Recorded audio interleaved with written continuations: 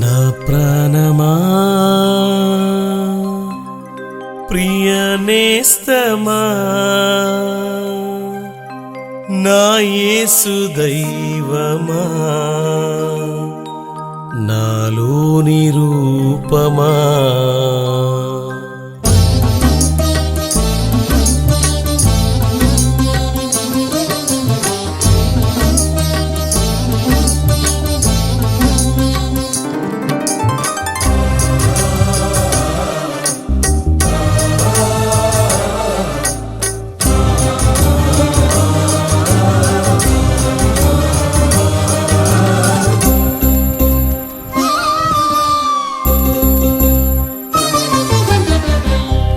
ప్రాణమా ప్రియ నేస్తమా నా యేసు దైవమా నాలోని రూపమా నా ప్రాణమా ప్రియ నేస్తమా నా యేసు దైవమా నాలోని రూపమా నా ప్రాణమా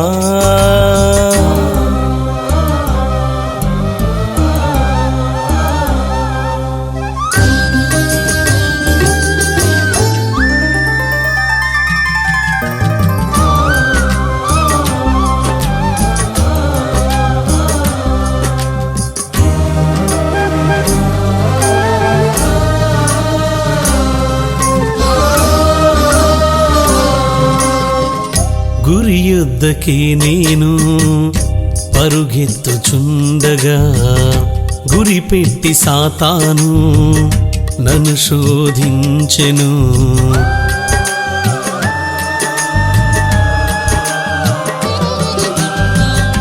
గురి యుద్ధకి నేను పరుగెత్తుచుండగా గురి పెట్టి సాతాను నన్ను శోధించెను.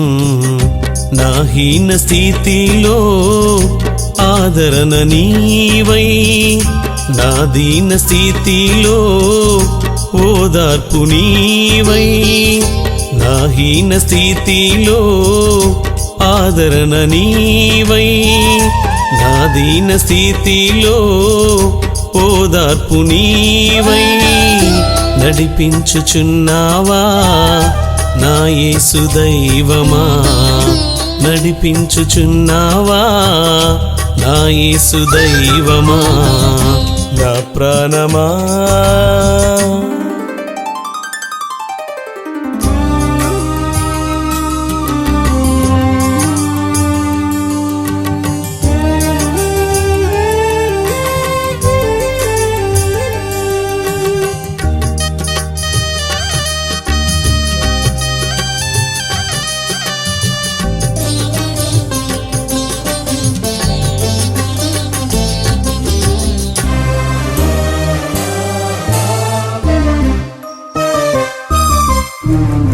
గాయాలతో నేను పడి ఉన్న స్థితిలో నా వారు అందరూ నన్ను వెలివేయగా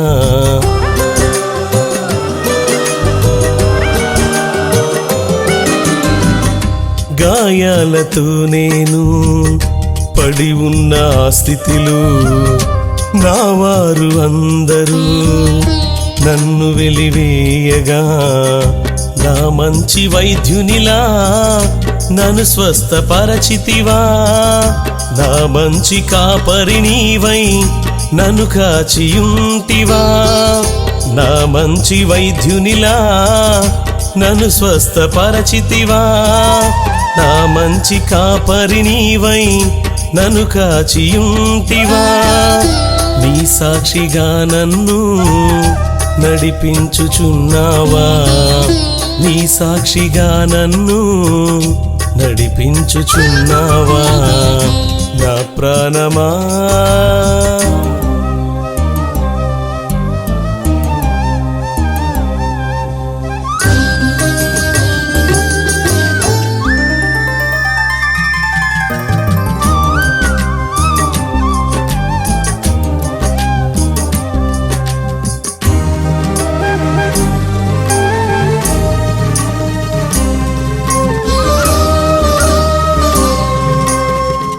నీ సిలువ వార్తను ప్రకటించు సమయాన శత్రువైన సాతాను విరోధిలా నిలువగా,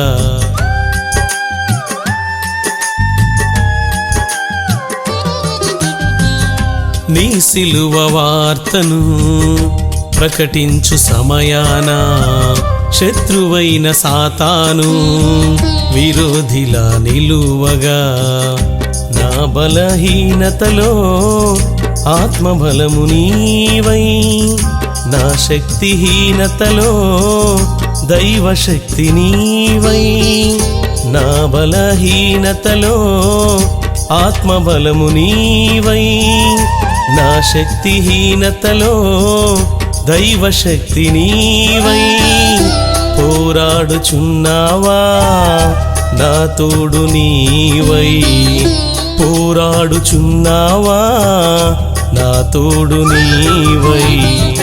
నా ప్రాణమా ప్రియనేస్తమా, నా యేసు దైవమా, నాలోని రూపమా, నా ప్రాణమా ప్రియనేస్తమా, నా యేసు దైవమా, నాలోని రూపమా, నా ప్రాణమా.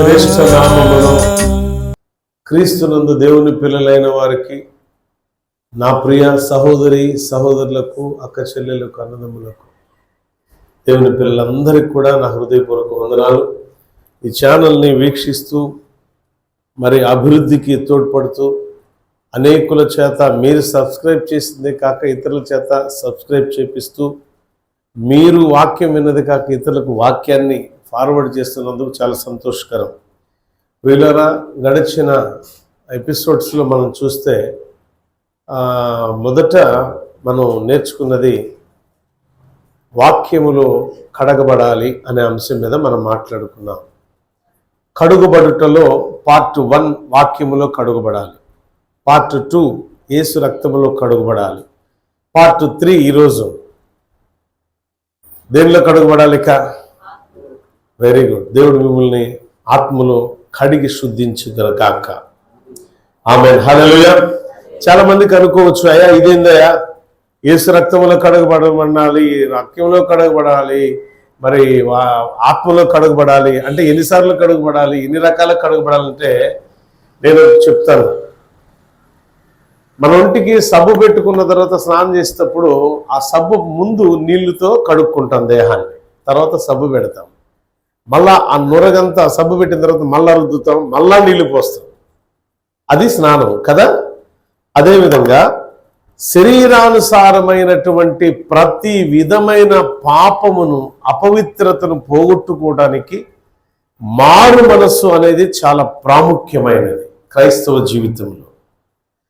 ఈ మారు మనస్సు పొందావు అనటానికి, మారు మనసు పొందారు పలానా వ్యక్తి అని చెప్పుకోవడానికి మార్గం ఏంటంటే బాప్తిసము, అనగా నీటి బాప్తిసము ద్వారా కడుగబడుట అని అర్థం. దేవునికి స్తోత్రం, హల్లెలూయా. బాప్తిసము అంటే కడుగబడుట. నీటి బాప్తిసము ద్వారా కడుగబడిన ప్రతి ఒక్క పాపి తర్వాత దేనిలో కడుగబడాలంటే ఆత్మలో కడుగబడాలి. ఆ తర్వాత మన వాక్యం, ప్రథమైన వాక్యం అని చెప్పుకుంది. ఎందుకంటే వాక్యం వినటం వల్ల విశ్వాసం కలుగుతుంది. వాక్యం విని విశ్వాసము ఉంచుతాడు దేవుని పట్ల. యేసుక్రీస్తు నా రక్షకుడు, నా కొరకు తన రక్తాన్ని చిందించాడు, రక్తాన్ని చిందించి నా పాపం కొరకు ఆయన బలి అయి 3వ దినమున లేపబడ్డాడు. ఆయన లేపబడి ఆరోహణమైపోతూ పరిశుద్ధాత్మ అను వరాన్ని శిష్యులకు ఇచ్చాడు అనేది మనకు బైబిల్ చెప్పే సత్యం. అంటే వాక్యములో కడుగుబడి, అందుకని క్రమంగా చెప్పాను, వాక్యములో కడుగుబడటం వల్ల విశ్వాసము బలాభివృద్ధి చెందుతుంది. విశ్వసించిన వాడు క్రీస్తు రక్తములో కడుగుబడతాడు, అంటే బాప్తిసం తీసుకుంటాడు. ఆ తర్వాత ఆత్మలో కడుగుబడాలి. ఇది వాక్యం. దేవునికి స్తోత్రం, హల్లెలూయా. అందుకే ఈ వాక్యములో కడుగుబడిన వ్యక్తి, రక్తములో కడుగుబడిన వ్యక్తి ఈరోజు ఆత్మలో కడుగుబడాలి అని మనం అనుకున్నాం కదా. ఈ ఆత్మలో కడుగుబడే దాని గురించి బైబిల్ ఏం చెప్తుంది? ఆత్మలో కడుగుబడిన వ్యక్తి ఎలా ఉంటాడు? ఆత్మలో కడిగే వ్యక్తి ఏ విధమైన క్రియలు చేయడానికి సమర్థుడుగా లేక సమర్థురాలుగా ఉంటారు? ఆత్మలో కడుగబడిన వారి యొక్క జీవితం ఎలా ఉంటుంది? వారి జీవన శైలి ఏ విధంగా ఉంటుంది? ప్రియులారా, వాక్యంలో కడుగబడి విశ్వసించి అదేవిధంగా క్రీస్తు రక్తములో అనగా నమ్మి బాప్తిసం పొందుట ద్వారా బాప్తిసం ద్వారా కడుగబడి మరలా ఆత్మలో శుద్ధీకరించడం ద్వారా మొట్టమొదట వాడు పరిశుద్ధుడుగా పవిత్రుడుగా ఉంటాడు. సమస్త విధాలైనటువంటి కల్మషము నుండి, సమస్త విధాలైనటువంటి కల్మషం అని అంటే శరీరముతో చేసిన ప్రతి విధమైన పాపం. శరీరముతో చేసిన ప్రతి విధమైన పాపం అంటే అది కంటి ద్వారా చేయొచ్చు, మన హృదయ ఆలోచన ద్వారా చేయొచ్చు, మన నడక ద్వారా చేయొచ్చు, మన పడక ద్వారా చేయొచ్చు, తలంపుల ద్వారా చేయొచ్చు, క్రియల ద్వారా చేయొచ్చు. అనేక రకాలుగా ప్రతి విధమైన అపవిత్రతను కడుగుతుంది. కడిగి ఆత్మ ఏం చేసిద్దంటే మనం శుద్ధీకరించింది. బంగారం గనుల్లోనికి వెళ్ళినప్పుడు డైరెక్ట్గా బంగారం తీసుకొని రారు. ఇల్లు మట్టిని సేకరించి ఆ మట్టిలో ఉన్న బంగారాన్ని బయటికి తీయాలంటే ఎన్నో రకాలుగా కడుగుతూ ఉంటారు వాళ్ళు. మట్టిని కడుగుతూ నీళ్ళతో కడిగి కడిగి కడిగి కడిగి లాస్ట్కి ఏదో చిన్న చిన్న తుంపరలాగా వస్తూ ఉంటాయి, చిన్న చిన్న రాళ్ళులాగా కనబడతాయి. ఎంత కడిగితే, ఎంత మట్టిని ఎంత శుద్ధీకరిస్తే ఆ మేలిమి బంగారం బయటకు వచ్చిద్దాం. మన జీవితంలో ప్రతి విధమైన కల్మషాన్ని యేసుక్రీస్తు రక్తములో మనం కడుగబడి నమ్మి బాప్తిసం తీసుకొని ఆ యొక్క ప్రతి కల్మషం ఇంక ఏది మనకు అంటకుండా ఉండుట కొరకు ఆత్మలో శుద్ధీకరణ జరగాలి. ఆత్మలో శుద్ధీకరణ జరగాలి అనే దానికి నేను ఒకటి చెప్తాను. ఎహెజ్కేలు గ్రంథం అంటే పాత నిబంధన గ్రంథం ఏం చెప్తుంది, నూతన నిబంధన గ్రంథం ఏం చెప్తుంది? పాత నిబంధన గ్రంథములో మొదట మనం తీసుకోవలసిన ఒక మాట ఎహెజ్కేలు గ్రంథములో ఉంది. 36వ అధ్యాయములో 29వ వచనాన్ని చూడండి. ఎంత అద్భుతమైన మాట ప్రవక్త ద్వారా దేవుడు మనకిచ్చాడో అక్కడ అర్థమవుతుంది. ప్రియులారా, మీ సకలమైన వాక్యాన్ని జాగ్రత్తగా వినాలి, అజాగ్రత్తగా ఎప్పుడు మనం వినకూడదు. మన సకలమైన అపవిత్రమైన పోగొట్టి ఏమంటున్నాడు ఇక్కడ? మీ సకలమైన, మీ సకల విధాలైనటువంటి మీ శరీరముతో చేసిన, మీ ఆలోచన, మీ ఆత్మ ద్వారా చేసిన ప్రతి అపవిత్రతను పోగొట్టి మిమ్మల్ని రక్షిస్తానని దేవుడు ఒక వాగ్దానం ఇచ్చాడు. తర్వాత మీకు కరువు రానియక ధాన్యములకు ఆజ్ఞ ఇచ్చి అభివృద్ధి పరతును. దేవునికి స్తోత్రం, హల్లెలూయా. ఏమండి, దేవుడు ఎంత గొప్ప మాటలు మన కొరకు చేర్చి ఉన్నాడు ఈరోజు ఈ ఉదయకాల సమయం. ఇదే మాట కొరింథీయులకు రాసిన పత్రిక, 2వ కొరింథీయులకు రాసిన పత్రిక 7వ అధ్యాయములో, 1 కొరింథీయులకు రాసిన పత్రిక 6వ అధ్యాయములో ఈ ఆత్మ శుద్ధీకరణ గురించి రాయబడింది. 1 కొరింథీయులు చదవండి, మొట్టమొదట 6వ అధ్యాయము 10-11 వచనాలు. ఇక్కడ రాయబడిన మాట అపోస్తలుడైన పౌలు తన ఆత్మీయ జీవితంలో ఆయన అనుభవించిన మాటలు చెప్తాడు. అంటే ప్రతి విషయంలో ప్రతి వ్యక్తి కూడా ఎలా ఉంటాడు? లోకంలో బ్రతికేటప్పుడు ఒక దొంగగా ఉంటాడు కాదా? ఏమండి, దొంగ కాదా? పక్కింటోడు చెంబు మన ఇంటి వచ్చి పడినా, స్పూన్ మన ఇంటి వచ్చి పడినా ఆడు రావట్లేదని మన దగ్గర పెట్టుకుంటే దొంగతనమేనా? తెలిసి కూడా. లేదా మన పిల్లాడు పక్కింటికి వెళ్ళి ఏదన్నా వస్తువు తీసుకొచ్చాడు అనుకో, పక్కింట్లో దొరికింది కదా అని, తల్లి మందలించలేదనుకో, అది దొంగతనాన్ని ప్రోత్సాహపరిచినట్టే కదా. అది మందిరం కావచ్చు, ఇల్లు కావచ్చు, ఏదైనా కావచ్చు. ప్రియులారా, ఒక వస్తువుని ఒక ప్రదేశం నుంచి మరొక ప్రదేశంలో షిఫ్ట్ చేసి దాచుకొని మనం ఎప్పటికి వాడినా దొంగతనమే. దేవుడు ఎట్టి పరిస్థితుల్లో క్షమించడు దాన్ని. ముఖ్యంగా దేవుని ఆలయంలో వస్తువులు మరి ముఖ్యంగా దొంగతనం చేస్తే దేవుడు అసలు క్షమించడు. ఆ కుటుంబాన్ని ఎట్టి పరిస్థితులు వర్ధిల్లవు. నేను అందుకని చాలా జాగ్రత్తగా ఏం చెప్తానంటే, అమ్మా ఇక్కడ నుంచి ఏదైనా వస్తువు బయటికి వెళ్ళిందంటే జాగ్రత్తగా తీసుకొచ్చి మళ్ళీ పెట్టుకోండి ఇక్కడ అంట.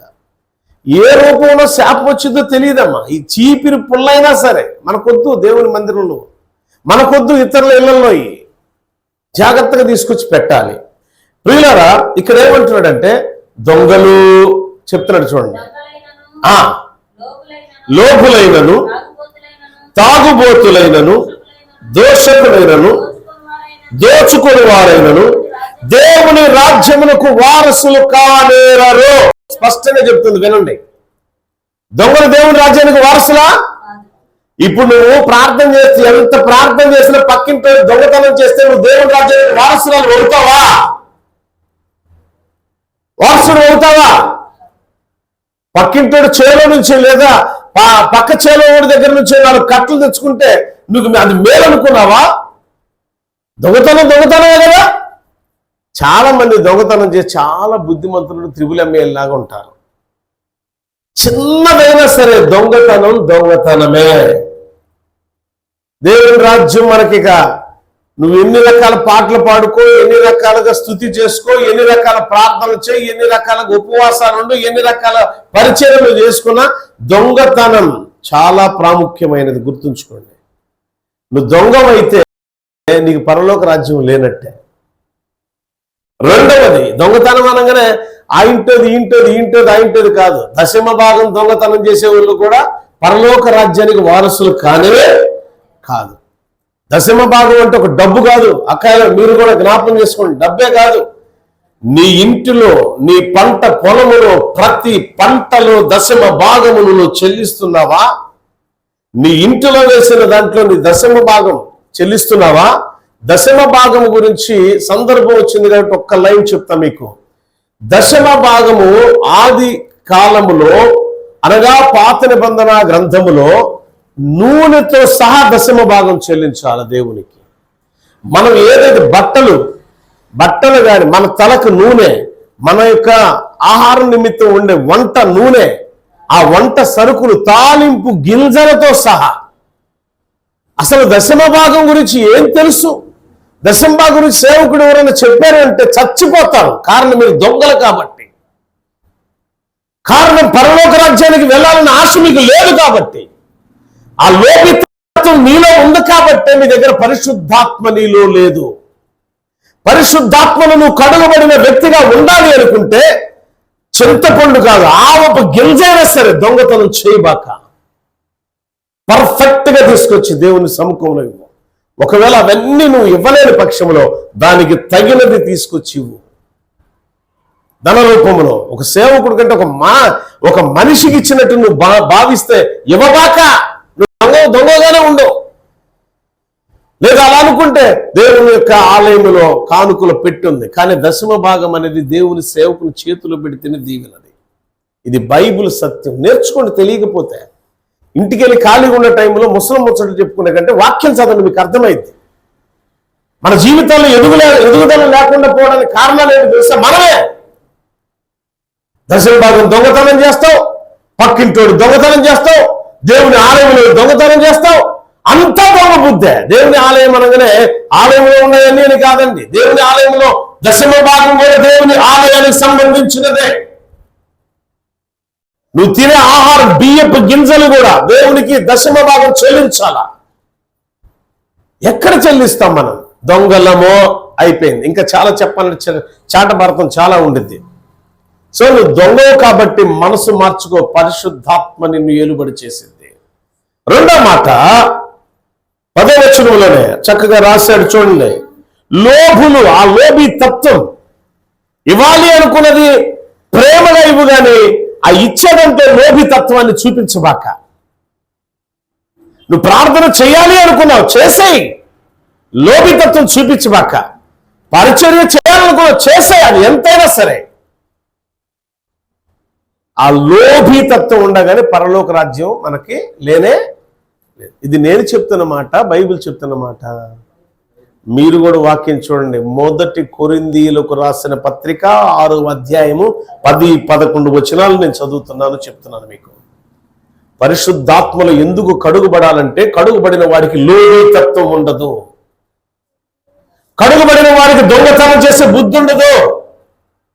మరి దేంట్లో కడుగుబడుతున్నావండి? దేంట్లో ఉన్నాడు? బురదలో పంది పెంటలో పురులాడుతున్నావు నువ్వు. అందుకే అన్ని దొంగతనాలు, లోభీలు. ఎందుకు బాప్తిసం తీసుకున్నావు అర్థం కావట్లేదు. అంటే దేవుని నామాన్ని హేళన చేయటానికా బిడ్డ? ఎందుకు దేవుని నామం? నీకు జరిగే ప్రతి కీడు కారణం నువ్వే. ఎందుకో తెలుసా? నువ్వు యేసునామంలో బాప్తిసం తీసుకొని, వాక్యం విని రక్షించబడి బాప్తిసం తీసుకొని ప్రతి పాపాన్ని కడుక్కున్న నీవు ఏ పాపాన్ని కడుక్కున్నావో దాన్ని రెట్టింపుగా చేయటానికి ప్రారంభించా. ఇది ఎంత దౌర్భాగ్యమో తెలుసా? నేను ఛాలెంజ్ చెప్తా, చూసుకోండి. ఛాలెంజ్గా చెప్తే మాట, నువ్వు దేవుని సొమ్ము దొంగిలించకుండా దేవునికి అప్పగించు. దేవుని సమయాన్ని దొంగిలించకుండా దేవునికి అప్పగించు. అభివృద్ధి నీ వెన్నంటి ఉండిద్ది. కోల్గేట్ యజమానుడు ఆ గేటు దగ్గర కాపలాదారుడు. ఒకప్పుడు ఆయన ఆ కంపెనీకి, వేరే కంపెనీకి కాపలాదారుడు. అందరికీ డబ్బులు ఇచ్చాడు ఓనరు. ఆ గేటు వాచ్మెన్కి జీతం ఇవ్వాల. పోతూ లాస్ట్లో, అయ్యా నీకు జీతం ఇవ్వటానికి నా దగ్గర ఏమి లేదు, ఇది పాడుపడిపోయిన ఈ ఫ్యాక్టరీ తప్ప అన్నాడు. ఆ వాచ్మెన్ అన్నాడు కదా, అయ్యా మీ ఇష్టం అంటే ఇది ఇస్తున్నాను, తీసుకుని ఏమైనా అనుకో అన్నాడు. అది తీసుకొని పాడుపడిపోయింది, ఎదగలేనిది దాన్ని తీసుకొని ప్రార్థనాపూర్వకంగా కోల్గేట్ టూత్పేస్ట్ ప్రారంభించాడు. మంచి లాభం వచ్చింది. ప్రారంభంలోనే వచ్చిన లాభంలో 10వ వంతు దశమ భాగం తీసుకెళ్లి చెల్లించాడు దేవునికి. ఆ లాభం ఇంకొంచెం అధికమైంది. మళ్ళా 10వ వంతు కాదు, 20వ వంతు చెల్లిద్దామని చెప్పి 20వ వంతు చెల్లించాడు. 10వ వంతు తీసి పక్కన పెట్టి 20వ వంతు ఇద్దాం అనుకున్నాడు. మొదటి దానికంటే, రెండో దానికంటే, మూడోది ఇంకా అత్యధికమైన లాభం వచ్చింది. మరి ఎంత లాభం వచ్చింది కదా అని 40% ఇద్దాం అనుకున్నాడు దేవునికి. 40% దేవునికి ఇవ్వడం ప్రారంభించాడు. ప్రియులారా, క్రమక్రమం ఏమైంది తెలుసా? 10% ఆయన తీసుకొని 90% దేవునికి ఇవ్వడం ప్రారంభించాడు. దేవునికి స్తోత్రం, హల్లెలూయా. ఈరోజు ప్రపంచ ప్రఖ్యాతిగాంచిన ఓ పెద్ద కంపెనీగా ఈరోజు పేరు ప్రఖ్యాతులతో ఉంది. పేరు ప్రఖ్యాతులే కాదు, విస్తారమైన దీవెనలు. అందుకే దొంగతనం చేసిన వాడు అభివృద్ధి చెందడు, లోభితనం ఉన్నవాడు అభివృద్ధి చెందడు. తర్వాత ఇంకొక మాట రాయబడి చూడండి, తాగుబోతులు అభివృద్ధి ఉండదు, దూషకులు అంటే ఎదుటి వారి మీద ఎప్పుడు దూషణ పలుకులే. ఎప్పుడు ఏముందంటే ఏముండదు, అక్కడ ఏముండదు. రకరకాల సాడీలు చెబుతాడు, రకరకాల దూషిస్తూ ఉంటాడు, రకరకాల మాటలు మాట్లాడతాడు. వాడి పని ఏంటంటే ఇక అదే. అది కూడా శాపమే, పరలోక రాజ్యాన్ని మనం తీసుకెళ్ళదు. తర్వాత ముందుకు కొద్ది ఫాస్ట్గా వెళ్దాం. దోచుకొని వారైనను దేవుని రాజ్యానికి వారసులు కానేరరు. దీనిపైన 9వ వచనంలో కూడా ఇంకా చాలా ఉన్నాయి. ప్రియులారా, 11వ వచనానికి వద్దాం. మీలో కొందరు అట్టి వారై ఉంటిరి కానీ, అంటే చాలా మంది అంటారు, ఆ పరిశుద్ధాత్మ, ఆ పాస్టర్ గారికి ఉన్న ఆత్మ నాకు ఎందుకు రావట్లేదా అంటే, నీలో లోభీతనం ఉంది, నీలో దొంగతనం ఉంది, నీలో వ్యభిచార తత్వం ఉంది, నీలో జారత్వం ఉన్నది, నీలో విగ్రహారాధన ఉన్నది, నీలో రకరకాల ఏముండే ఇక్కడ రాయబడింది. 9వ వచనం నుంచి రకరకాలుగా ఉన్నాయండి. ఇన్ని చదువుకోండి ఇంటికి వెళ్ళి. మోసపూరితమైన నడక, దూషణ పలుకులు, త్రాగుబోతనం, ఎదుటివారికి అన్యాయం చేసే తత్వం, ఇన్ని రకాలు పెట్టుకొని పరిశుద్ధాత్మ నీకు రాలేదని అడిగితే నేనేం సమాధానం చెప్పాలి అక్కాయలు మీకు? పరిశుద్ధాత్మ ఆ రుచిని చూసిన వాడు ఎట్టి పరిస్థితుల్లో ప్రాణం పోయిన దేవుని విడిచిపెట్టడం. దానిలో మహాభక్తులు ఎందరో ఉన్నారు. నిజంగా పరిశుద్ధాత్మ వరం ఎలాంటిదంటే, జరగబోయే సత్యాలను కూడా చెప్పేదే పరిశుద్ధాత్మ. దేవుని ఆత్మ ద్వారా ఇది జరగబోతుంది అన్నప్పుడు వెంటనే నేను ఎందుకు బోర్డు మీద రాపిస్తాను అంటే అది నేను చెప్పిన డైలాగ్ కాదు, అది నా సొంత మాట కాదు, గుర్తుంచుకోండి. ఇది నాది కాదు అని ఎక్కడ రాశాను అని అంటే అది పరిశుద్ధాత్మ దేవుడు చెప్పిన మాటే.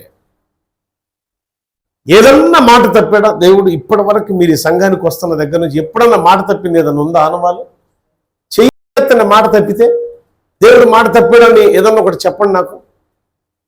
సంఘానికి హెచ్చరిక చేశాడు, కరోనా రాబోతుంది అని. సునీత వాళ్ళ ఇంటి దగ్గర ఉపవాస ప్రార్థనలో వచ్చింది కరోనా, కాకపోతే పేరు చెప్పలా. ఒక పురుగు రాబోతుంది అన్నాడు, వచ్చింది, తుడిచి వేసేసింది. నిజం, దేవుడు చెప్పిన సత్యాన్ని. అక్టోబర్ మాసములో ఇది మన నుంచి దూరంగా వెళ్ళిపోతుంది అన్నారు, నిజంగా దూరంగా వెళ్ళిపోయింది.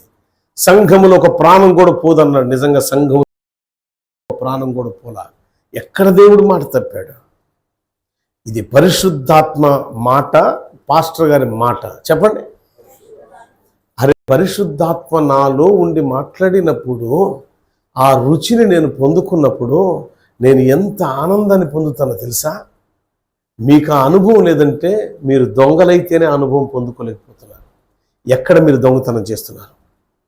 ఏ విషయంలో దొంగతనం చేస్తున్నారు? ఏ విషయంలో లోభితనాన్ని చూపిస్తున్నారు? ఏ విషయంలో ఎలా ఉంటున్నారు?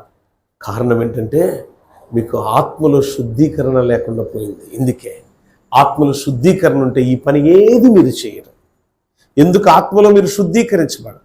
ఆత్మలో ఎందుకు మీరు కడుగుబడాలి? ఒకటే, ఆత్మలో కడుగుబడిన వాడు దొంగతనం చేయడు, ఆత్మలో కడుగుబడిన వాడు మోస కార్యాలు చేయడు, ఆత్మలో కడుగుబడిన వాడు అబద్ధాలు చెప్పడు, ఆత్మలో కడుగుబడిన వాడు లోభితనాన్ని చూపించడు, ఆత్మలో కడుగుబడిన వారు ఎంత మాత్రం దేవునికి విరోధమైన ఏ పని చేయడు. చూడండి 11వ వచనం, మీలో కొందరు అట్టివారై ఉంటిరి గాని ప్రభువైన యేసుక్రీస్తు నామమున మన దేవుని ఆత్మయందును మీరు కడుగబడి అయినా సరే దేవునికి స్తోత్రం, హల్లెలూయా. అనేక మంది దొంగలు, అనేక మంది దోపిడీదారులు, అనేక మంది విగ్రహారాధికులు, అనేక మంది లోభత్వమును, అనేక మంది వ్యభిచారాన్ని, అనేక మంది మోసకార్యాలు చేసిన వారందరూ కూడా యేసు నామమును బట్టి స్వార్థ ప్రకటించగా వాక్యం వెదజల్లగా వాక్యమును కడుగుబడి విశ్వాసం ఉంది, బాప్తిసం పొందుకొని ఆత్మలో కడుగుబడటమే నిజమైన క్రైస్తవ జీవితం. అనేక మంది అట్టి వారు ఉన్నారు, కానీ వారందరూ కూడా ఏం చేశారంటే వాక్యమందు విశ్వాసం ఉంచి వాక్యములో కడుగుబడి క్రీస్తు రక్తములో కడుగుబడి అనగా బాప్తిసము పొంది ఆత్మలో శుద్ధీకరించబడ్డారు. అందుకే మీ సమస్త విధాలైనటువంటి కల్మషమును కడిగి వేస్తున్నాడు ఆత్మ. అందుకే 2వ కొరింథీయులకు రాసిన పత్రిక 7వ అధ్యాయం ప్రారంభం వచనాన్ని చూద్దాం. శరీరములకును ఆత్మలకును కలిగిన సమస్త విధాలైనటువంటి కల్మషాన్ని కడిగేదే ఆత్మ, పరిశుద్ధాత్మ. చూడండి, ఆ మాట రాయబడింది ఒకసారి. ప్రియులారా, మనకు ఈ వాగ్దానములు ఉన్నవి గనుక దేవుని భయంతో పరిశుద్ధతను ఏమండి దేనితోనట ఉందండి? మనకి దేవుని భయం ఉందా? ఆరాధన సమయానికి వస్తున్నావా, నిర్లక్ష్యంగా ఉంటున్నావా? ఒక్కసారి టైం పెట్టుకో. ఈ సంవత్సరం అయినా సరే, రాబోతున్న నూతన సంవత్సరం గురించి, లేదా ఇప్పుడే అనుకో, తీర్మానం చేసుకో. ఈ సంవత్సరం అంటే ఈ రోజు మొదలుకొని మరలా వచ్చే సంవత్సరం వరకు నేను ఎక్కడా లోభితనాన్ని చూపించకూడదు, ఎక్కడా దొంగతనం చేయకూడదు. ఆ పాత రోత జీవితాన్ని మరలా నాలో కార్యాలు చేయకుండా దేవునికి మాత్రమే ఒక నిబంధన చేసుకొని, నువ్వు ఎవరికి చెప్పబాక నీ నిబంధన, మనుషులకు ఎవరికి చెప్పబాక, దేవునికి మాత్రమే నిబంధన చేసుకున్న వ్యక్తులకు పౌలు చెప్తున్న ఒక సత్యమైన వాక్యం ఇది. చూడండి ఒకసారి. ప్రియులారా, మనకు ఈ వాగ్దానం ఉన్నది. అదేమిటో తెలుసా? ఉన్నది కనుక దేవుని భయముతో పరిశుద్ధతను సంపూర్తి చేసుకొనుచు శరీరమునకు ఆత్మకును కలిగిన సమస్త కల్మషము నుండి మనలను ఆమేన్ హల్లెలూయా. ఆత్మ ఏం చేసిందంటే మనల్ని పవిత్రులుగా మార్చేస్తుంది. ప్రతి విధమైన కల్మషాలు ఎందుకు ఆత్మలో కడుగుపడాలి? పవిత్రత కోసం. నేను 3 పాయింట్స్ చెప్తా. ఆత్మలో ఎందుకు కడుగుబడాలంటే పవిత్రత కోసం ఒకటి. అయితే ఇక కంక్లూజన్కి వస్తున్నాను. ఇప్పటి వరకు కొన్ని మాటలు మీకు చెప్పాను. మనం ఎలాంటి జీవితం జీవించామో, యేసుక్రీస్తు వాక్యమును ఆయన సమస్త లోకమును ఉన్న పాపాన్ని కడిగి వేయడానికి తన రక్తాన్ని ఇవ్వడం కోసం ఈ లోకానికి వచ్చాడు. ఆయన బలహీనుడుగా మార్చబడ్డాడు. మన పాపాల నుంచి బలహీనుడైపోయాడు. కానీ క్రీస్తు ఆత్మ చేత బలవంతుడై మరలా లేపబడ్డాడు. దేవునికి స్తోత్రం, హల్లెలూయా.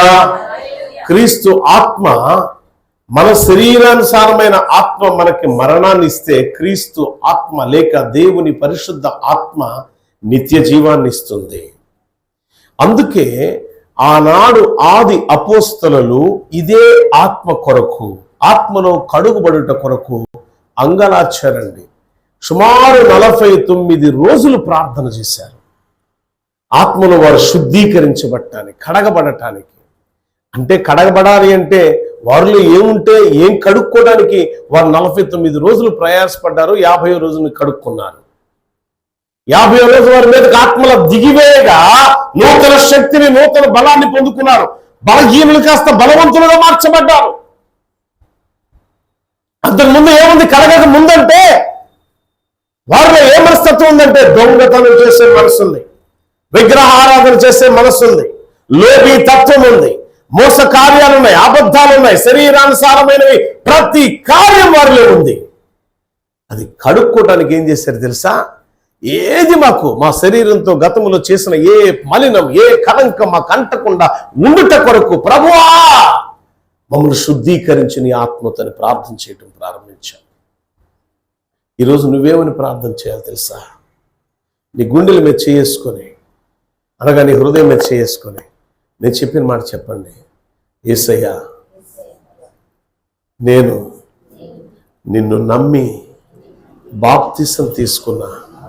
నువ్వే నా రక్షకుడు అని నమ్మాను.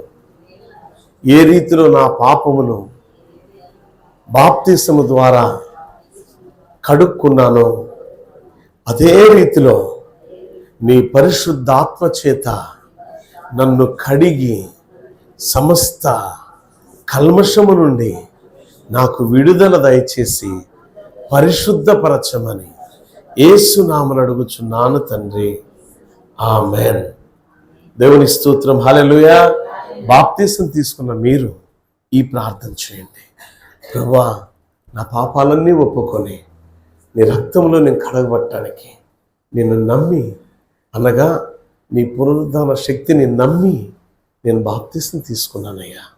తీసుకున్న నాకు నీ ఆత్మ ద్వారా నన్ను కడిగే ధన్యతను దయచి నీ ఆత్మచేత నన్ను కడుగయ్యా. ఏ కల్మషం, ఏ పాపం, ఏ మలినం నన్ను అంటకుండా పరిశుద్ధపరచమని ప్రార్థన చేయండి ప్రతిరోజు బిడ్డలారా. ఎందుకో తెలుసా? నీ దగ్గర ఉన్న ఈ చిన్న లోభితత్వం, ఈ చిన్న దొంగతనం, ఈ చిన్న మచ్చర, ఈ చిన్న పాపమే నిన్ను ఆత్మను పొందుకోకుండా చేస్తుంది. చాలాసార్లు అజయ్ బాబు నన్ను అడిగాడు, అయ్యా మీకు వచ్చిన ఆత్మ నాకు ఎందుకు రాదు అని. ఇప్పుడు దేవుడు చెప్తున్నాడు, ఏముందో ఒక్కసారి పరిశీలన చేసుకో. మొదటి మీ అందరికీ చెప్తున్నా, సేవకుడుకున్న ఆత్మ మీకు ఎందుకు లేదో అడగాలి అనుకున్న వాళ్ళకి, ఈ వాక్యాన్ని వీక్షిస్తున్న వారికి, పరిశుద్ధాత్మ శక్తి చేత నింపబడిన సేవకుడు ఎలా ఉంటాడో తెలుసా? ఆ సేవకుడు చేతుల్లో పవర్ ఉంటుందండి, శక్తి ఉంటుంది. ఎందుకు తెలుసా? ప్రతి అరికాల నుంచి నడినెత్తి వరకు ఇలా టాప్ టు బోటం మనం చూస్తే ఆ సేవకుడు ఆత్మ చేత కడుగుబడి ఉన్నవాడైతే ఆ సేవకుడు జరగబోయే సత్యాన్ని చెప్తాడు. ఆ సేవకుడు పవిత్రత గురించి బోధ చేస్తాడు. ఆ సేవకుడు క్షేమాభివృద్ధి గురించి సంఘానికి చెప్తాడు. ఆ సేవకుడు వాక్యం ద్వారా సంఘాన్ని కడుక్కోవాలని పరితపిస్తూ ఉంటాడు. ఆ సేవకుడు నశించిపోతున్న ఆత్మల రక్షణ కొరకు ప్రయాసపడతాడు. ఇహలోకమానుసారమైన ధనాన్ని, ధాన్యాన్ని, ఇహలోకానుసారమైన దేన్ని ఘనతను కోరుకోడు. ప్రియులారా, ఈరోజు దేవుడు చెప్తున్న సత్యం ఒకటే, ప్రతి విధమైన కల్మషం నుండి దేవుడు నిన్ను కడగాలి, పవిత్రపరిచి. ఆనాడు 120 మంది మేడ మీద, గది మీద ప్రార్థన చేస్తూ ఉండగా ఏ రీతిలో 49 రోజులు ఉపవాసం ఉండారట, దీక్ష పూనారట, ప్రతి కల్మషాన్ని, ప్రతి దోషాన్ని, ప్రతి మత్సరతను, ప్రతి అపవిత్ర కార్యాలను వారి శరీరంతో చేసింది, వారి ఆత్మతో చేసిన దాన్ని కడుక్కోవడానికి, పరిశుద్ధాత్మ ద్వారా కడగబడటానికి ప్రార్థన చేశారు. ఈరోజు పరిశుద్ధాత్మ శక్తి చేత కడగబడాలంటే నువ్వు ప్రార్థన చేయటం మానొద్దు. ఆ ప్రార్థన నిన్ను శక్తిమంతుడిగా, శక్తిమంతురాలుగా మార్చివేస్తుంది. ఈరోజు అట్లా ప్రార్థన చేసే మనుషులు చాలా కొదువయ్యారు. ప్రతి సంఘములో జ్ఞాపకం చేసుకుని ప్రార్థనకు దూరం అయిపోతున్నారు. ఇంకా కొన్ని మాటలు మనం ముందుకెళ్దాం. ఏ విధంగానంటే, మొదట అపోస్తులు, ఆది అపోస్తులు 120 మంది మేడగద మీద ప్రార్థన చేసి ఆత్మ ద్వారా కడుగుబడ్డారు. ఓకే, గుడ్, బాగుంది. అయితే ప్రియులారా, ఈ ఆత్మను పొందుకున్న వీరు అపోస్తుల కార్యాల గ్రంథం 17వ అధ్యాయములో 6వ 7వ వచనాలు చూస్తే ఈ ఆత్మ పొందుకున్న వారు చేయగలిగేది, ఆత్మ ద్వారా కడుగుబడిన వారు చేయగలిగేది భూలోకాన్ని తల్లకిందులు చేసేవారిగా మార్చివేయబడ్డారట. అంటే ఏం చేశారు? భూలోకం తల్లకిందులంటే భూమి మీద జరుగుతున్న ప్రతి విపత్ కార్యాలను కూడా నూతనంగా మార్చే శక్తిమంతులుగా మార్చబడ్డారు. ఆత్మలో కడుగుబడుట ద్వారా రోగులను బాగు చేయగలుగుతాం. ఆత్మలో కడుగుబడుట ద్వారా మునుపెన్నడు చూడని అద్భుత కార్యములు చూడగలుగుతాం. అపోస్తుల కార్యాల గ్రంథం యాసోను గురించి రాయబడి ఉన్నది. అక్కడ అపోస్తలులు ప్రార్థన చేస్తున్నప్పుడు భూమిని తలకిందులు చేస్తున్నారని, వారు యాసోను ఇంటిలో ఉన్నారని యాసోని సభకి ఇచ్చారు. అయినా యాసోను తట్టుకున్నాడు. పౌలుకి పడవలసిన శిక్ష యాసోను భరించాడు. ఇది పరిశుద్ధాత్మ కార్యమే. శక్తి చేతను బలము చేతను కాదు, కానీ ఆత్మ ద్వారానే కార్యాలు జరుగుతాయి అనే మాటకు అర్థం ఏంటంటే, లోకానుసారమైన నీ శక్తి, నీ బలం ఎందుకు పనికిరాదు, కానీ ఆత్మ మాత్రం అద్భుతం చేసి చూపించింది నీ జీవితంలో. ఆ ఆత్మ ద్వారా నువ్వు కడుగుబడాలంటే లోబడాలి దేవునికి. తగ్గించుకోవాలి, నిన్ను నువ్వు తగ్గించుకోవాలి. ఎన్ని రకాలుగా తగ్గించుకుంటే, చచ్చిన కుక్కను మిన్నల్లిని కదా ప్రభువా అని భక్తుడు ప్రార్థన చేసిన రీతిలో మనల్ని మనం తగ్గించుకొని ప్రార్థన చేయాలి. మనల్ని మనం హెచ్చించుకోకూడదు. ఎప్పుడు కూడా ఎక్కడ ఏ మాటలు మనకు హెచ్చింపు ఉందో ఆ మాటలు కత్తిరించుకోవడానికి ఇష్టపడం. ప్రియులారా, చెప్తున్నా, ఈ రీతిలో అపోస్తులు ఆ దినము ప్రార్థన చేయగా దేవుడు గొప్ప గొప్ప కార్యాలు చేశాడు. ఎలాంటి కార్యాలంటే, చనిపోతున్న మనుషులు సైతం లేవగలిగారు. అంటే పరిశుద్ధాత్మ పూర్ణులైన వారు ప్రార్థన చేస్తూ ఈ మధ్య కాలం నేను చాలా మందిని చూశాను, చనిపోయిన వారికి దగ్గరికి వెళ్ళి ప్రార్థనిస్తూ వాళ్ళు లేపబడ్డారు. మీరు యూట్యూబ్లో కొట్టి చూడండి, రియల్గా జరిగిన సత్యాలని. దేవుడు ఒక్కొక్కరికి ఒక్కొక్క కార్యం, ఒక్కొక్క తలంపిస్తూ ఉంటాడు. ఆ తలంపులన్నీ నెరవేర్చబడుతున్నాయి. ఆత్మ దేవుడు అనుగ్రహించినది. ఆ ఆత్మను శుద్ధీకరించబడిన వాడు అద్భుతాలు చేయగలడు, అద్భుతాలు సృష్టించగలడు. కారణం ఏంటంటే, చేసేది ఆ మనిషి కాదు, ఆయనలో ఉన్న పరిశుద్ధాత్మ. ఆ ఆత్మలో నువ్వు కడుగుబడాలి. ఎందుకు కడుగుబడాలి అర్థమైందా? నీ జీవితంలో అభివృద్ధి కావాలా? ఆత్మలో కడుగుబడాలి. ఆత్మలో కడుగుబడిన వాళ్ళు ఏ కల్మషం ఉండదు, ఏ కుట్ర ఉండదు, ఏ ఈర్ష్య ఉండదు, ద్వేషం, పగలు, ప్రతీకారాలు, అసూయలు ఉండవు. ప్రియులారా, మీరందరూ ఆత్మలో కడుగుబడాలని వాక్యంతో శుద్ధీకరించబడ్డారు కదా, యేసు రక్తములో కడుగుబడి బాప్తిసం పొందుకున్నారు కదా. ఇప్పుడు చెప్తున్నా, మీరు ఆత్మలో కడుగుబడాలి. ఏ దోషం, ఏ మరణం మీకు అంటకుండా కొరకు. తర్వాత ఈ ఆత్మ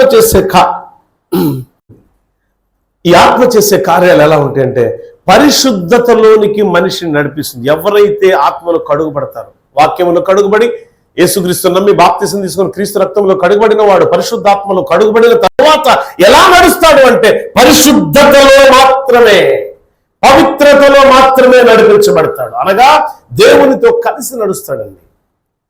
ఈ అపోస్తులు ఆది కాలంలో దేవునితో కలిసి నడిచారు కాబట్టి రోగులు వాళ్ళ నీడ పడితేనే రోగులు బాగుపడ్డారట. ఏంటండి, మనం ఎండలో వెళ్తున్నప్పుడు మన నీడ ఉండేది కదా అమ్మా, మన నీడ, ఆ నీడ రోగుల మీద పడగానే రోగులందరూ బాగుపడ్డారంట. దేవునికి స్తోత్రం, హల్లెలూయా. ఇది ఎవరు చేసిన కార్యం? ఇది ఆత్మదేవుడు, ఆత్మ వారిలో ఉన్న దైవాత్మ చేసిన దేవుడు చేసిన కార్యము అనగానే సరిపోదు కదా, మనం నేర్చుకున్నదని చెప్పాలా. దేవుడే దేవుడు అక్కడ ఉన్నాడా చేయటానికి? ఏడున్నాడు దేవుడు? అప్పుడు ఏడున్నాడు దేవుడు? వారు నీడ అలా వెళ్తూ ఉంటే ఆ నీడ రోగుల మీద పడంగానే, అపోస్తుల నీడ రోగుల మీద పడంగానే వాళ్ళు బాగుపడ్డారు. అంటే దేవుడు ఎక్కడున్నాడు ఇప్పుడు? దేవునికి స్తోత్రం, హల్లెలూయా. ఆత్మ రూపంలో అపోస్తుల్లో ఉన్నారు. ఆ ఆత్మ నీలో ఉంటే నువ్వెక్కడికి వెళ్ళి ప్రార్థన చేసిన అద్భుతం జరిగింది. ఆ ఆత్మ నీలో లేకపోవటానికి కారణాలు నేను చెప్పాను. 1 కొరింథీయులకు రాసిన పత్రిక 6వ అధ్యాయము 9 నుంచి 10, 11 వచనాలు చదివితే నీకు అర్థమైపోయింది. వాటిలో నీ క్వాలిఫికేషన్స్ ఏంటి, నీ క్వాలిటీస్ ఏంటో దాంట్లో కనపడిపోయింది. అటు నువ్వు మానుకుంటే అప్పుడు అద్భుతాలు నీ వశం అవుతాయి. మనం జనరల్గా ఏమని ఆలోచిస్తామంటే, దశంభాగం ఒక 1000-2000 దాచిపెట్టాము, దశంభాగం 1000 రూపాయలు 2000 పోతే మనకి అమ్మో వద్దు వద్దు అని చెప్పేసి దాచుకుంటాం. కానీ దానివల్ల మనం ఎంత నష్టపోతాం తెలుసా? 12 నెలలు నెలకు 1000 రూపాయలు అనుకోండి మన దశంభాగం, 12,000. అంతే కదా అక్కాయ్? అంతేనాయా డేవిడ్ అంతేనా? ఈ 12,000 బదులు నువ్వు ఎంత లాస్ అవుతావు? సంవత్సరం నువ్వు ప్రారంభం నుంచి దశంభాగం దొంగతనం చేయడానికి ఎప్పుడు ఇష్టపడ్డావో అక్కడ నుంచి డేట్ వేసుకో, మరుసటి సంవత్సరం చూసుకో, నువ్వు ఎంత నష్టపోతావు చూసుకో. నీ జీవితంలో ఎన్ని కష్టాల పాలవుతావు చూసుకో. నీ జీవితంలో ఎన్ని రకాల ఇబ్బందులు నువ్వు ఎదుర్కొంటావు చూసుకో. నీ జీవితంలో ఎందుకు తెలుసా? దేవుని సొమ్ముని దొంగతనం చేసిన పాపాత్ముడువు, పాపాత్మురాలువు నువ్వు. నీ దగ్గర పరిశుద్ధాత్మ ఉండిద్దా నాన్న? దొంగతనం చేసే దొంగోడి దగ్గర దేవుడు ఉంటాడా? ఆత్మలో కడుగుబడిన వాడి దగ్గర ఉంటాడు దేవుడు. ఈ ఆత్మలో కడుగు నిజంగా అపోస్తుల పరిచర్య నేను చదువుతున్నప్పుడు చాలా సందర్భాలు నేను ఏడ్చిన దినాలు ఉన్నాయి. అపోస్తుల కార్యాల గ్రంథం వారు చేసిన కార్యాలు చూస్తున్నప్పుడు, వారి త్యాగాన్ని చూస్తున్నప్పుడు, వాళ్ళ చరిత్ర చదువుతున్నప్పుడు, ఇంత గొప్ప చరిత్ర. పౌలుకు పడాల్సిన దెబ్బలు యాసోను తిన్నాడండి. ఇప్పుడు నేను తినాల్సిన దెబ్బలు అజయ్ తిన్నాడు అనుకో, ఎంత బాధేసింది. అమ్ముల అనొచ్చు ఒకసారి, పాస్టర్ గారి దెబ్బలు తింటే పాస్టర్ గారు తినాలి కానీ, లేదా ఎమ్మలమ్మ అనొచ్చు, నీకెందుకు ఆయన లేనిపోయింది, తన్నించుకుంటే ఆయనే తన్నించుకునేవాడు కదంటే, కాదులే అమ్మా ఎట్టగట్ట నేను తిన్నానులే, పోనీ అయ్యగారి మీద పడకూడదని కదా. ఇంట్లో వాళ్ళు వారించినా సరే ఎదురు తిరిగాడు యాసోను. ఏనా తెలుసా? తన కుటుంబాన్ని మార్చేసుకున్నాడు. క్రీస్తు కొరకు దెబ్బలు తిన్నాడు, క్రీస్తు కొరకు బలిదానం అయిపోయాడు యాసోను.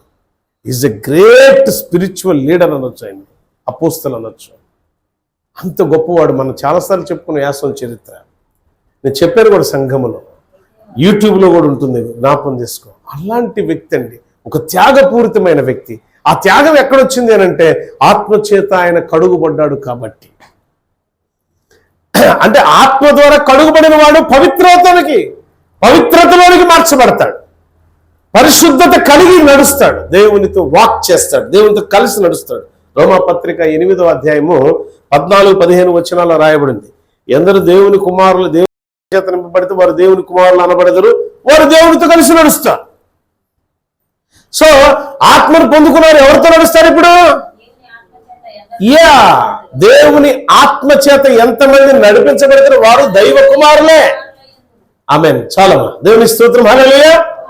అంటే ఇప్పుడు అపోస్తులు నడుస్తూ ఉండగా, అంటే దేని ద్వారా నడిపించబడుతున్నారు అపోస్తులు? దేవుని ఆత్మ చేత వారు నడిపించబడుతున్నారు కాబట్టి వారు నీడ పడగానే రోగులు బాగుపడ్డారు. ఆమేన్, హల్లెలూయా. దేవుడు అంత శక్తిమంతుల్ని ఈ వాక్యాన్ని వీక్షిస్తున్న బిడ్డలకును మీ అందరూ కూడా దేవుడు అంత శక్తిమంతులకు మిమ్మల్ని మార్చును గాక. నా కోరిక అది, నా తప్పనది. మీకు తెలియదు. మీరు అనుకుంటారు నష్టపోతే 1,000 రూపాయలు 2,000 గురించో, నష్టపోయే 15,000 గురించో, నష్టపోయే 25,000 గురించో మీరు అనుకుంటారు మీ దృష్టిలో, శరీరానుసారంగా. అది ఆత్మానుసారంగా కాదు. దశమ భాగం ఇట్లా చేస్తే, ఇన్ని రైస్ తీసుకెళ్తే, ఇంత నూనె తీసుకెళ్తే, లేదా ఇన్ని డబ్బులు తీసుకెళ్తే, వాము అదంతా మనకుంటే అనుకుంటున్నావే, దానికి రెట్టింపు నువ్వు ఎందుకు పొందుకోలేకపోతున్నావు అంటే ఇవ్వలేక. విత్తనం నాటితే మహావృక్షం అవుతుంది, అనేక ఫలాలు ఇస్తుంది. అవునా కదమ్మా? మామిడికాయ నువ్వు ఎన్నో తినాలి, మామిడికాయ తింటున్నావు, చాలా బాగుంది, భలే టేస్ట్గా ఉంది నువ్వు అనుకుంటున్నావు. బట్ ఆ మామిడికాయ నువ్వు తినాలి, అనేకం తినాలి అంటే ఏం చేయాలి తెలుసా? నువ్వు తిన్న ఆ కాయ విత్తనాన్ని నువ్వు నాటితే అది మహావృక్షమై కొన్ని వేల వందల కాయలు నీకు ఫలంగా ఇస్తుంది. అంటే రెట్టింపు ఫలం అనుభవిస్తాం లేదా?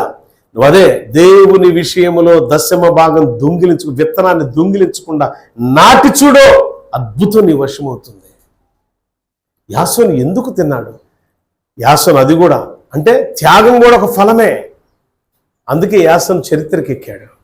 ఇలా తర్వాత పరిశుద్ధాత్మ చేత నడిపించబడ్డాడు కాబట్టే దేవుడు యాసోనుకు తోడుకున్నాడు. రెండవది అంటే ఆత్మ పొందుకున్న వాళ్ళు ఆత్మ ద్వారానే నడిపించబడతారు. రెండవది ఆత్మలో కడుగుబడిన వారు ఇంకెలా ఉంటారంటే ఆత్మ వలనే బ్రతుకుతూ ఉంటారు. అది ఇంకొక మాట 2 కొరింథీయులకు రాసిన పత్రిక 13వ అధ్యాయము 3-5. ఆత్మ ద్వారా మనం నడిపించబడతాం, ఆత్మ ద్వారా మనం బ్రతికించబడతాం. ఎలా బ్రతికించబడతాం? బలహీనులుగా యేసుక్రీస్తు ప్రభువారు ఆయన మన పాపం నిమిత్తం బలహీనుడై శిలువ శ్రమను ఏ రీతిలో అనుభవించి మరలా దైవాత్మ చేత దేవుని తండ్రి అయిన దేవుని యొక్క పరిశుద్ధ ఆత్మ చేత నింపబడి మరణాన్ని కూడా ఏ రీతిలో జయించి మరణపు ముళ్ళును ఏ రీతిలో విరచి నిత్య జీవానికి వారసుడయ్యాడో, అధిపతి అయ్యాడో, మనం కూడా మన జీవితంలో అక్కడ రాయబడిన మాట. మనం బలహీనలమే, కానీ క్రీస్తు ఆత్మలో కడుగుబడిన మనం బలవంతులుగా మార్చబడతాం. చూడండి, ఇక్కడ 1 పవిత్రులుగా నడిపించబడతాం, 2 పవిత్రులు పరిశుద్ధులు, ఇన్ని రకాలుగా మనం నడిపించబడతాం. రెండవది ఏంటంటే బలహీనమైన మనం ఆత్మధర కడుగుబట్టు ద్వారా బలహీనమైన మనం బలవంతులుగా లేపబడతాం. మూడవది నేను కంక్లూజన్కి వస్తున్నాక నూతన స్వభావాన్ని ధరించుకుంటాం. మనం ఎలాంటి స్వభావం అంటే పాత స్వభావం కాదు, కొత్త స్వభావాన్ని మనం ధరించుకుంటాం. ఆ స్వభావం మనకి ఏం కలుగు చేసిందో తెలుసా? జ్ఞానాన్ని, వివేకాన్ని, ఆనందాన్ని, తెలివితేటలను, అదేవిధంగా భవిష్యత్ జ్ఞానాన్ని కూడా ఇస్తుంది. నూతన స్వభావాన్ని ధరించుకున్న అనగా ఆత్మలో కడుగుబడిన వ్యక్తి నూతన స్వభావాన్ని ధరించుకుంటాడు. ఈ నూతన స్వభావాన్ని ధరించుకున్నవాడు రిఫరెన్స్లు చెప్తాను, ఇంటికి వెళ్ళి చదువుకోండి.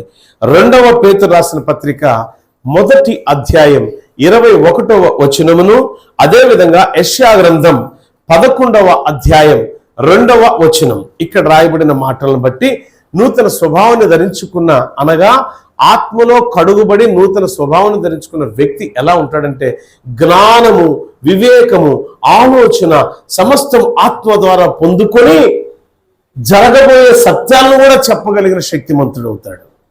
దేవునికి స్తోత్రం, హల్లెలూయా. ఇప్పుడు చెప్పండి, వాక్యంలో నేను కంక్లూజన్కి వచ్చాను. వాక్యములో కడుగుబడటం ద్వారా నమ్మి బాప్తిసం తీసుకుంటాం, అనగా క్రీస్తు రక్తములో కడుగుబడతాం. వాక్యం మన విశ్వాస జీవితాన్ని పెంపొందింపజేస్తుంది. అందుకే వాక్యములో కడుగుబడాలి. పవిత్రులుగా మార్చేదే వాక్యం. తర్వాత రక్తములో కడుగుబట్ట అనగా బాప్తిసం తీసుకున్నట్టు ద్వారా మారు మనస్సు, నూతన జీవితం. ఈ మారు మనస్సు, నూతన జీవితాన్ని బాప్తిసం ద్వారా పొందుకున్న మనం ఏం చేయాలి తెలుసా? ఆత్మలో కడుగుబడాలి. ఆత్మలో కడుగుబడే వాడిలో ఏమేమి ఉండవో నేను చెప్పా, ఏమి ఉంటాయో చెప్పా. అంటే ఆత్మలో కడుగుబడే వాళ్ళను లోకానుసారమైన అన్నిటినీ కడుక్కొని పవిత్రమైన ఆలోచనలతో, పరిశుద్ధమైన ఆలోచనలతో, క్రీస్తు ప్రేమను కలిగి, క్రీస్తు త్యాగమైన స్వభావాన్ని కలిగి ఉంటాడు ఆత్మలో కడుగుబడినవాడు.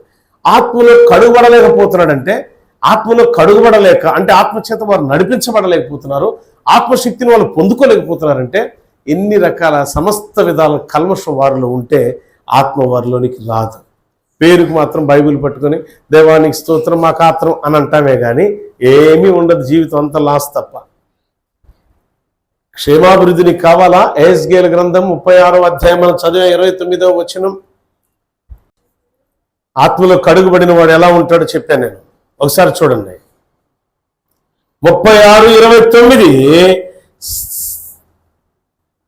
సమస్తమైన అపవిత్రతను పోగొట్టి ఏం చేస్తాడట? మిమ్మల్ని రక్షించి మీకు అభివృద్ధిని నేను కలుగజేసేదను అన్నాడు.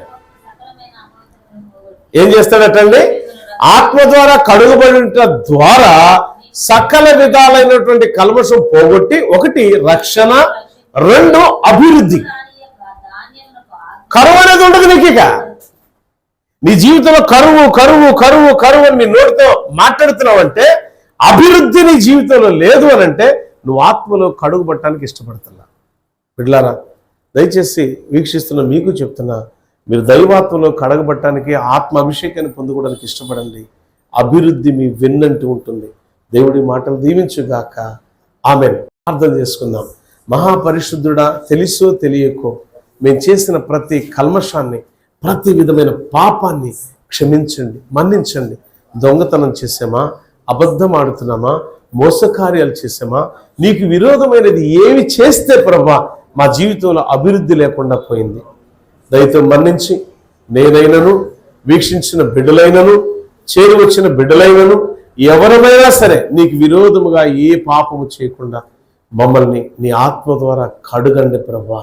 నీ ఆత్మ ద్వారా నడిపించండి అయ్యా. నీ ఆత్మ స్వభావం మాలో ధరింప చేయండి అయ్యా. నీ ఆత్మ జ్ఞానాన్ని మాకు దయచేయండి. ఆత్మానుసారమైన జీవితంలో ప్రభా మేము బ్రతకటానికి మీ కృప చూపండి అయ్యా. నీ ఆత్మ మమ్మల్ని పరిశుద్ధత వైపు నడిపిస్తుంది. నీ ఆత్మ మమ్మల్ని యుగయుగాలు బ్రతికిస్తుంది. నీ ఆత్మ జ్ఞానాన్ని ఇస్తుంది. నీ ఆత్మ ఆలోచన ఇస్తుంది. మాకు ఆలోచన లేకుండా పోతుందంటే నీ ఆత్మ మాలో లేదని అర్థం. నీ ఆత్మ మాకు వివేకాన్ని ఇస్తుంది. నీ ఆత్మ మాకు రక్షణనిస్తుంది, క్షేమాభివృద్ధిని కలుగు చేస్తుంది. ప్రభా, తెలుసో తెలియకో ఏదైనా తప్పులు చేస్తే మన్నించండి. ఈ వాక్యాన్ని వీక్షిస్తున్న వారిలో రోగస్తులుంటే బాగు చేయండి ప్రభా. ఘనమైన నీ నామమును బట్టి వారి పరిపూర్ణ స్వస్థత కలుగును గాక. ఘనమైన నీ నామమును బట్టి కరువులు, ఇబ్బందికరమైన పరిస్థితుల్లో ఉన్న బిడ్డలను ఒక్కసారి మీరు జ్ఞాపకం చేసుకుని క్షేమాభివృద్ధిని బిడ్డలకు దయచేయండి నాయన. అయా, బిడ్డల విషయంలో, అదేవిధంగా భర్త విషయంలో, అదేవిధంగా భార్య విషయంలో రోధిస్తున్న బిడ్డలను జ్ఞాపకం చేసుకోండి అయ్యా. శాంతిని, సమాధానం, నెమ్మదిని, క్షేమమును, ఆరోగ్యమును, ఐశ్వర్యం బిడ్డలు కలుగు చేయమని యేసు నామమున అడుగుచున్నాను తండ్రి. ఆమేన్. God bless you all. దేవుడు మిమ్మల్ని, మీ కుటుంబాలను దీవించి ఆశీర్వదించును గాక. ఆత్మలో కడగబడండి, క్షేమాభివృద్ధిలో నడిపించబడండి. God bless you all. Praise the Lord. ప్రభువైన యేసుక్రీస్తు నామమున మీ అందరికీ శుభములు. ఈరోజు ఓమన్ దేశంలోని పాత మస్కట్ ప్లేస్, ముత్తరా అనే ప్లేస్కి వచ్చాం. ఈ ప్లేస్లో ప్రత్యేకత ఏంటంటే, మరి మంచి అత్తరు, మంచి సెంట్ బాటిల్స్, సుగంధ ద్రవ్యాలకి ప్రసిద్ధిగాంచినది. అదేవిధంగా గోల్డ్ కూడా చాలా చీప్గా ఉంటుంది ఇక్కడ.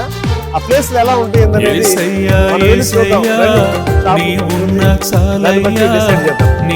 ఎంత బాగుంది అందరు చెప్తున్నారు కదా. చెప్పిన దాన్ని బట్టి మనం కూడా చూద్దాం.